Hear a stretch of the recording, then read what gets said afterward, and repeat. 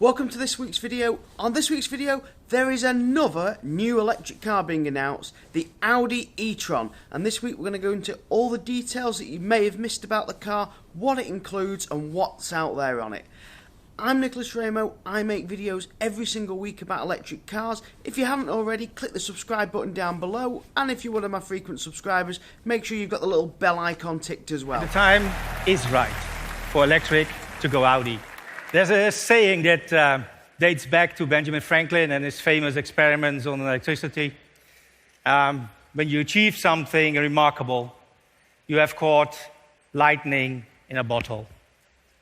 So the Audi E-tron has Audi's design language built in the car pretty much everywhere, even in the light system. They have what they call the four-stray design, which is basically imitating the four original Audi rings, but in the design language of the lights, all down the side of the panels. They've even put it into the wheel design. There's four straight lines trying to indicate the four Audi rings, joint rings of Audi. The car is going to be Quattro four-wheel drive. It's got the Audi Quattro brand, the brand that really increased Audi sort of production stuff. The car is going to be a 400 brake horsepower vehicle, equivalent to a normal horsepower car. The other leading figure on it is the 0 to 60, which isn't that impressive. It's 5.5 0 to 60, but that's when you turn on the special Audi mode, the boost mode they're calling it. In non-boost mode it's much slower.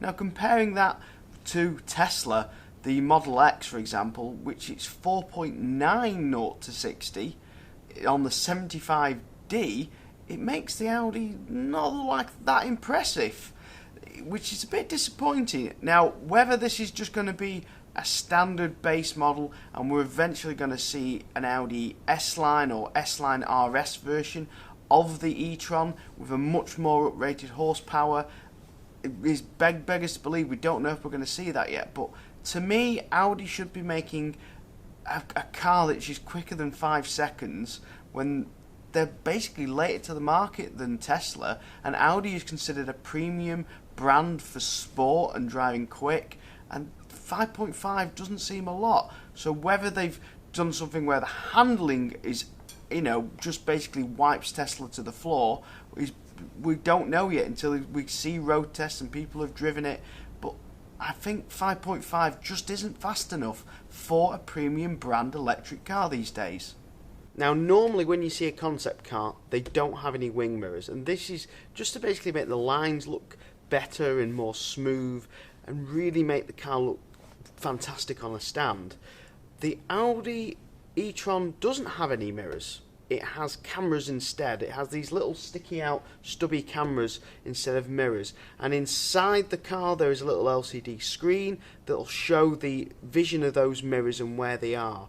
Now depending on what driving mode you're in, it will change the angle of the lens, and also that will be dependent on what speed you're doing. So when you're doing faster speed, it will change from narrow and wide angle, and also when you're doing slower speeds and reversing, I presume it will also change the direction of where the mirror is. Well, camera is pointing, so you get a better reversing angle, and it will also probably incorporate the rear reversing camera for when you're reversing as well into the side cameras. Now, what is interesting is they have actually chosen to have an actual physical sticky out mirror. Unlike the Tesla Roadster design where it's built in lower down into an indicator module so it's hidden and not seen, it seemed really silly that if you're going to put cameras on it with sticky out parts, you might as well just left the mirrors exactly how they were. It seems ridiculous to actually go to all the trouble of putting the camera there and then not hiding it into the structure of the bodywork and actually having something stick out. Now the CCTV cameras, mirrors will not be available in certain parts of the world. WLTP range for this car is 400 kilometers, which is 248 miles. WLTP is the new NEDC. It's supposed to give more realistic world figures. However, WLTP is still inaccurate and it's not the exact mileage that you'll get out of it. Expect probably 200 miles range out of this car. It's supposedly got some amazing regen, which is built through the software. Now, the software is designed to train you as a new electric car driver. Now, most people who will buy the e-tron will be Audi buyers who only want to buy Audis, and they don't want to buy Teslas, and they don't want to buy any of the other brands that are available at the moment. They are Audi purists and want an Audi purist car. So the dash will give them tips on lifting up before hills, how to use the regen effectively, and this software training of the driver and also using the intense radar system at the front will give better regen quality and give you more regen back into the car, and that's why they're able to get such high figures on the WLTP for what is a relatively smaller battery than some other competitors. But supposedly the regen on this is absolutely amazing. Now, a couple of people might comment that even that WLTP range doesn't seem a lot.